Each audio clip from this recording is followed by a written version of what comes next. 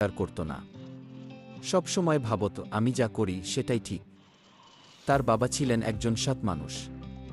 সব সময় বলতেন, বাবা, মানুষ ভুল করতেই পারে, কিন্তু ভুল থেকে ফিরে আসাই আসল বড়ত্ব। কিন্তু রায়ান এসব কথা শুনত না। বয়স বাড়ার সাথে সাথে রায়ানের জীবন বদলাতে শুরু করল। সে খারাপ বন্ধুদের সাথে মিশতে শুরু করল। নামাজ পড়া ছেড়ে দিল।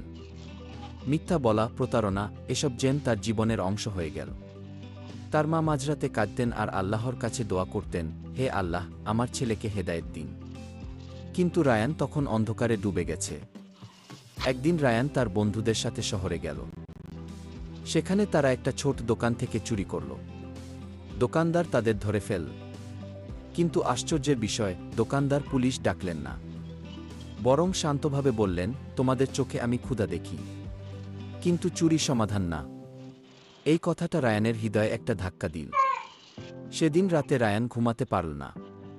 সে ভাবতে লাগল, আমি কি হয়ে যাচ্ছি? আমার মা কি আমার জন্য কাঁদছে? আমি কি আল্লাহকে ভুলে গেছি? হঠাৎ তার মনে পড়ল তার বাবার কথা, ভুল করলে ফিরে আসো, আল্লাহ সবসময় ক্ষমা করেন। তার চোখ দিয়ে পানি পড়তে লাগল। পরের দিন সকালে অনেক দিন পর সে মসজিদে গেল। ইমাম সাহেব বলছিলেন, যে ব্যক্তি সত্যিকারের তওবা করে সে যেন নতুন জন্ম নেয়। এই কথা শুনে রায়ান ভেঙে পড়ল।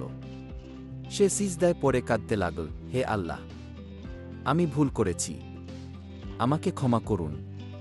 রায়ান বদলাতে শুরু করল। কিন্তু সমস্যা হল, পুরনো বন্ধুরা তাকে ছাড়ল না। তারা বলতো, তুই বদলে গেছিস, তুই এখন ভালো ছেলে হয়ে গেছিস।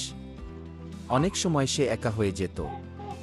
কিন্তু সে নিজের সাথে একটা কথা বলল, আমি মানুষকে খুশি করতে না, আল্লাহকে খুশি করতে বাঁচব। ধীরে ধীরে রায়ান বদলে গেল। সে আবার পড়াশোনা শুরু করল। মাকে সাহায্য করত, মানুষকে সাহায্য করত। একদিন সেই দোকানদারের কাছে গেল এবং বল, আমি সেদিন চুরি করেছিলাম, আমাকে ক্ষমা করবেন। দোকানদার হাসলেন, তুমি আজ যে স্বীকার করেছ সেটাই তোমার সবচেয়ে বড় জয়। বছর কয়েক পর রায়ান গ্রামের একজন সম্মানিত মানুষ হয়ে গেল। মানুষ তার কাছে পরামর্শ নিতে আসত।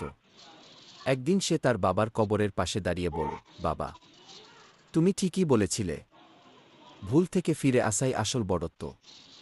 তার চোখে পানি, কিন্তু সেই পানিতে শান্তি ছিল।